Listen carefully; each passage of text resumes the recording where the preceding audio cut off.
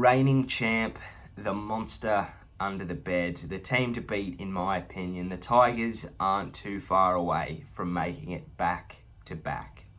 They have everything to love about a good footy team. Stars in every line, stupidly good depth, and easy to watch footy.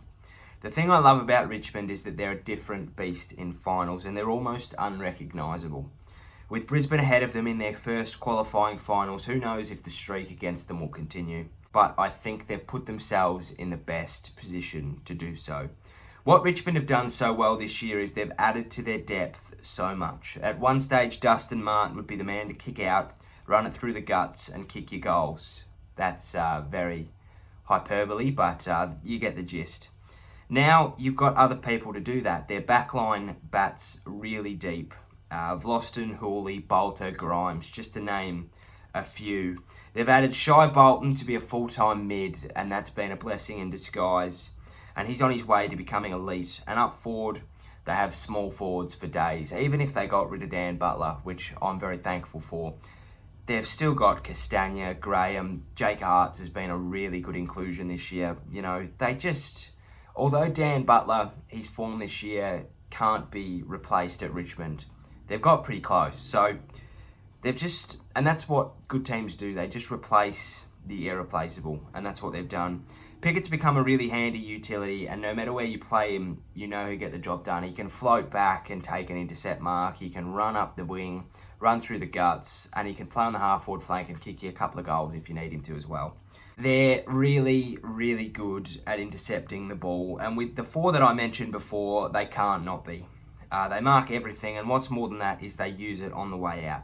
A lot of backlines these days, if they take an intercept mark, they either hit up the really obvious short, or they hold it up for way too long and have to bomb it down the line. What Richmond do though is they spot up a short, sometimes Jaden, sometimes not, and then they move it real quick. They just find the best option and then they build from there. There's not many teams that can build from the back line like they do.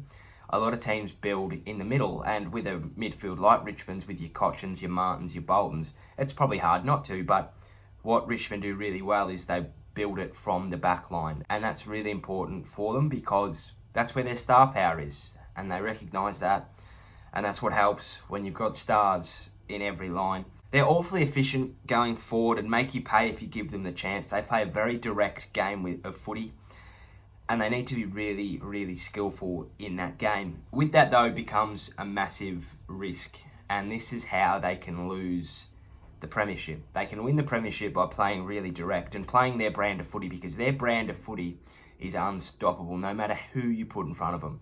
They beat Geelong by, well, it was a few goals in the end, but it could have been a lot more. They've beaten everybody in front of them by playing their way. They're such bullies, you know, and that's not a blight on them. They just play that game of footy that they've genuinely got a game of footy to win a Premiership, and I can't say that for many teams at all. But as I said before, with their direct game comes a massive risk. If they aren't direct, they have an ability to lose the game then and there. They're ranked 18th in the comp for tackles inside 50, and they lose a lot in contested possessions per week.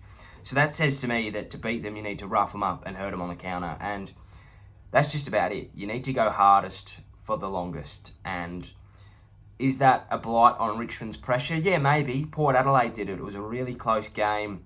The weather turned to poo a little bit, and they just roughed them up on the inside and got the job done. Port Adelaide, they made it really scrappy, really scruffy, and it suited their game a lot better than Richmond's, and that's how you beat them. Collingwood did it as well. They made it really scrappy and messy, and that's, you know, how they got a draw. Not saying they deserved to lose that game. They also didn't deserve to win it. It was a drawn game.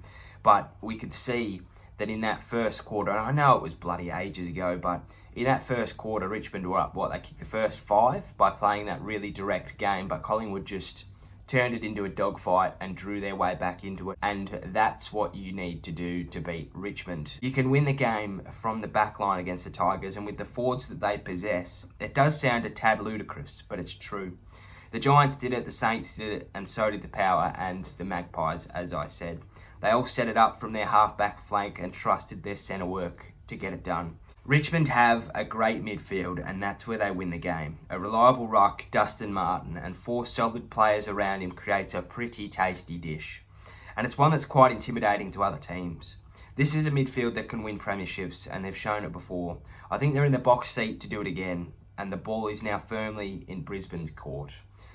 The Tigers can win the premiership for sure. I think that anybody in the top 4 can, but I think if there's anybody that's going to win the premiership, it's going to be the Tigers. What the Power lack is that they can't play it at the Adelaide Oval.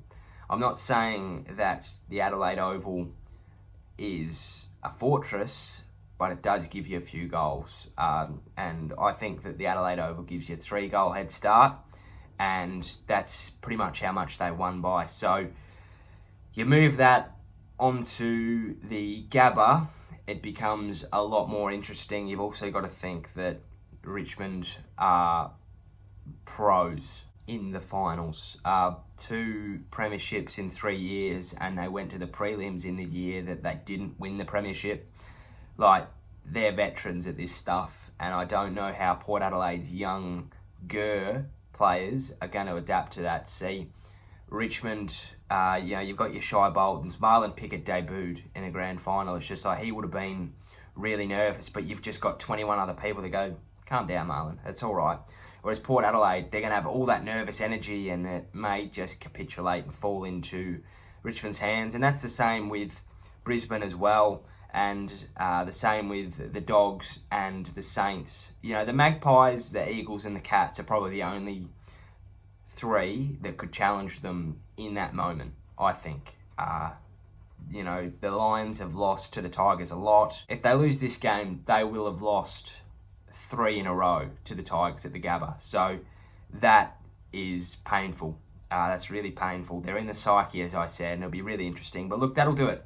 Let me know how far you think Richmond are going to go in season 2020. Hope you've been enjoying these. Who can win the premiership and how can they win the premiership? So I've got Geelong coming tomorrow, so look out for that. Hope you enjoyed. Take care, stay safe. Cheerio, sayonara, and goodbye.